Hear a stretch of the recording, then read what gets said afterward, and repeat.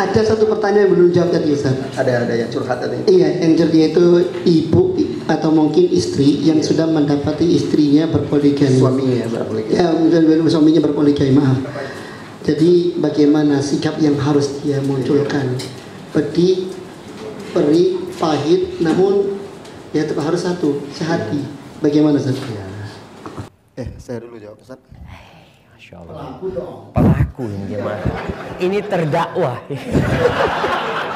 Jadi bukan terdakwa, Ustaz. Iya, tapi nggak apa-apa, ada pembelanya, Ustaz.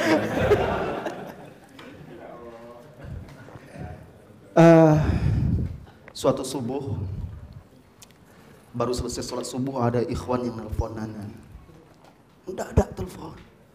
Saya tidak biasa mengangkat telepon. Terus telepon berkali-kali.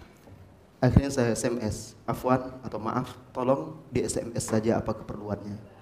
Dia SMS, Ustaz ini sangat penting, tolong diangkat teleponnya. Akhirnya saya angkat. Ada apa?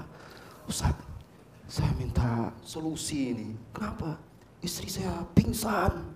Loh, pingsan kenapa? Tolong cerita. Dia pun cerita tuh, napasnya sesak.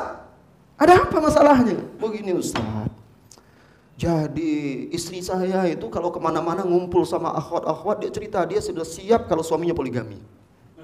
Cerita, wah saya siap, insya Allah itu agama Allah, syariat Allah dan segala macam. Bahkan dia cerita, Ustaz dia sudah menghatamkan buku yang Ustaz terjemahkan itu, yang istriku menikahkan itu. Nah, ada buku ya, jangan bawa ke rumah nanti bisa hilang buku itu. Itu saya terjemahkan, sudah dicetak oleh penerbit itu sampai 20 kali mungkin itu. Itu hadiah nikah saya, Ustaz. Istriku menikahkanku. Iya, ada orang yang menjadikan itu. Iya, dihadiahkan ke Anda. Iya, cuma sampai sekarang masih satu.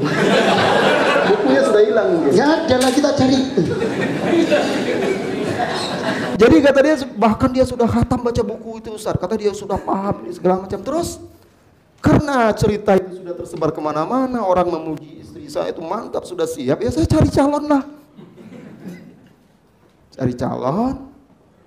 Nah, malamnya, tadi malam kata dia, saya cerita ke istri, Dek, abang insya Allah sudah siap mau nikah.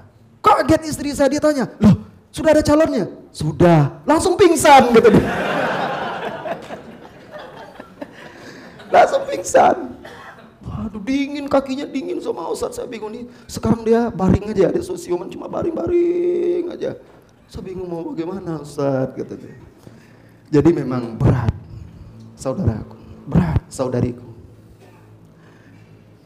Makanya ketika seorang wanita ternyata akhirnya mengetahui bahwasanya suaminya telah menikah tanpa seizin dia, apa sikap dia? Saudariku, kembali seperti sebelum-sebelumnya saya katakan, kembalilah kepada Allah Subhanahu wa Ta'ala. Karena hanya Allah lah pelindung, penjaga. Tidak ada daya dan kekuatanmu kecuali dengannya. Minta kelapangan dada, kesabaran terhadap apa yang Anda sedang hadapi, ya, yang sedang Anda hadapi. Ingat kembali keyakinan tadi bahwa suami Anda menikah dengan baik-baik, terpenuhi syarat-syaratnya, maka pernikahan dia itu sah. Dia tidak selingkuh, dia menjalankan syariat Islam yang Anda yakini bahwa dia menjalankan syariat Allah walaupun berat. Itu harus ada keyakinan itu. Kemudian yang ketiga, pahami, seorang suami menikah dengan wanita lain tidak wajib dia harus izin kepada istri. Itu bukan syarat, tetapi baik. Ya, alangkah baiknya kalau dia bicarakan, lihat kesiapan istrinya, dia bicarakan. Itu juga lebih baik. Sehingga istrinya paham, mengerti. Kalau dia menikah seperti itu akan lebih baik hasilnya. Tapi kalau ternyata tidak, dan kalau dia tidak menikah juga dikhawatirkan malah terjerumus kepada zina, karena dia seorang laki-laki yang mampu, sering pergi kemana-mana, godaan wanita itu cukup kuat pada diri dia. Ingat wahai saudariku, inna syaitan idza ya'isa minal abdi Atahu min qibalin nisa. Bapak ini dia sudah taat, kaya raya, rezeki dilapangkan. Godaan itu besar. Dia sudah taat, punya akidah. Syaitan bingung mau nyesatkan dia bagaimana? Dari wanita. Jangan sampai dia terjerumus perbuatan zina. Akhirnya dia memilih, saya harus menikah. Tujuannya bukan untuk menyakiti Anda, tidak. Bahkan karena dia sayang kepada Anda, agar dia selamat dan bisa bersama Anda selamat juga. Kemudian yang berikutnya, yang keempat, perbanyak mendekatkan diri kepada Allah Subhanahu wa taala. Dan berusahalah permasalahan itu Anda selesaikan bersama, Anda hadapi bersama suami Anda, jangan keluar dari rumah Anda. Bahkan kalau perlu, orang tua Anda tidak ikut campur. Ketika permasalahan rumah tangga Anda sudah keluar dari rumah, dari kamar, anak-anak ikut terlibat dalam permasalahan Anda.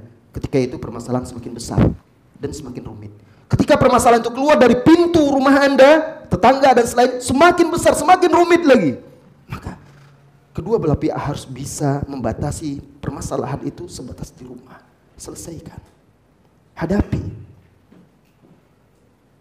Dengan tetap berpegang teguh kepada agama Allah Subhanahu wa taala. Yang kelima, saudariku, dalam masa-masa seperti itu Anda butuh seorang teman mendampingi Anda. Pilih teman yang amanah, bukan kompor, tetapi yang betul-betul tulus memberi nasihat kepada Anda. Suami pun Anda harus paham, ketika Anda menikah lagi, istri Anda mendapat beban yang sangat berat, bagaikan sebuah gunung yang menimpa dirinya. Kadang-kadang dia akan jatuh sakit. Maka Anda harus bisa mencarikan teman dia. Carikan dia teman pendamping seorang wanita baik-baik, sahabat-sahabat wanita dia yang baik-baik, yang amanah, yang dewasa, yang bisa mendampingi, membantu dan menguatkan dia. Ini juga ilmunya Ustaz, carikan. Kalau antum besok, istri antum carikan teman. Cari sohib saja, bismillah. Ilmu jemaah kita belajar ini. Jangan biarkan dia mencari teman sedih, akhirnya bertemu dengan teman-teman yang malah mengompori. Wah, tidak. Anda harus cari teman-teman yang salihah, yang bertakwa, yang sabar, memberi nasihat, motivasi, mendampingi. Seperti itu. Akhirnya Anda bisa melalui itu. Dan ingat, badai itu tidak selamanya. Pasti ada saat-saat tenang. Jadi ada seorang ustadz mau telepon saya, mau share, mau sharing apa? Masalah nikah lagi. Aduh, SMS atau WA aja Ustaz. Kalau telepon lama sekali itu panas, ini masalah panas ini. Panas telinga. Akhirnya WA.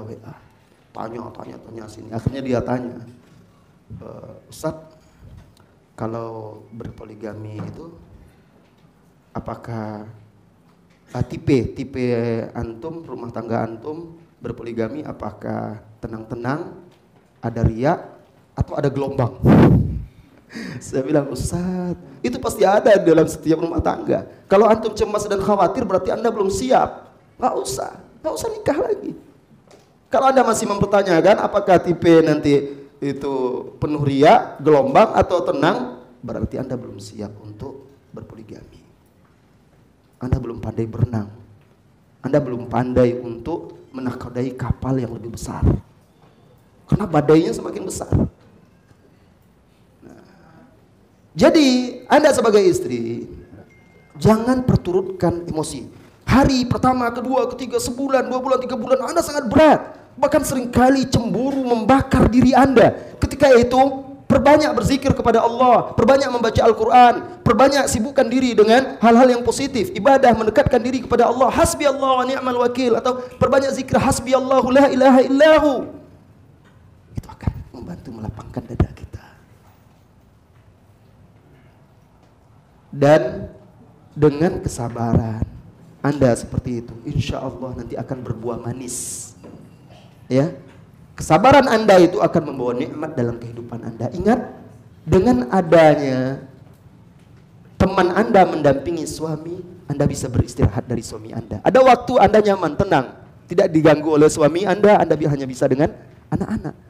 Anda tidak perlu sibuk-sibuk dengan dia. Anda bisa beristirahat. Anda bisa lebih fokus untuk beribadah ketika itu. Gunakan dan manfaatkan itu untuk meningkatkan ibadah. Dia hari ini tidak di rumah Anda bisa berpuasa. Anda bisa rajin sholat malam, Anda bisa menghafal Al-Quran. Kalau ada dia terus kan tidak bisa seperti itu. Nah, jadi lihat sisi-sisi positifnya. Hindari teman-teman yang sengaja datang. Biasanya ketika terjadi peristiwa itu banyak teman-teman yang sengaja datang, cari berita, cari informasi, atau menyampaikan informasi dan berita. Ini berbahaya. Ini hindari. Tutup rapat-rapat pintu rumah Anda dari orang-orang yang seperti ini, yang sengaja hanya akan merusak rumah tangga Anda. Allahu a'lam bishawab. Silakan Ustaz. Insyaallah. Jemaah yang terakhir, praktek, Ustaz. Masya Allah, semangat satu Husnul. Kayaknya satu Husnul duluan jemaah. Nah, kita doakan satu Husnul, semoga Insya Allah.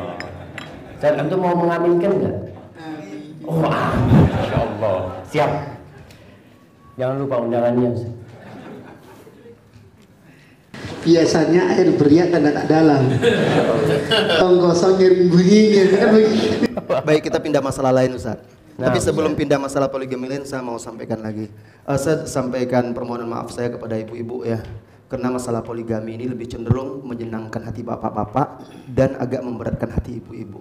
Saya mohon maaf, tidak ada maksud apa-apa, tetapi ini masalah ilmiah, masalah kehidupan yang wajib kita sampaikan dan dipahami dengan benar agar tidak ada yang salah paham dan salah mengamalkannya. Iya, terakhir Ustaz, itu kamera tolong dihadapkan ke jamaah biar ibu-ibu lihat. Bapak-bapak. Oh iya, biar kelihatan wajahnya ibu-ibu, bapak-bapak ini kalau lagi ngomong poligamis nggak ada yang tidur Ustaz. Masya Allah. Iya, udah kelihatan semua kan? Alhamdulillah. Khalas Ustaz.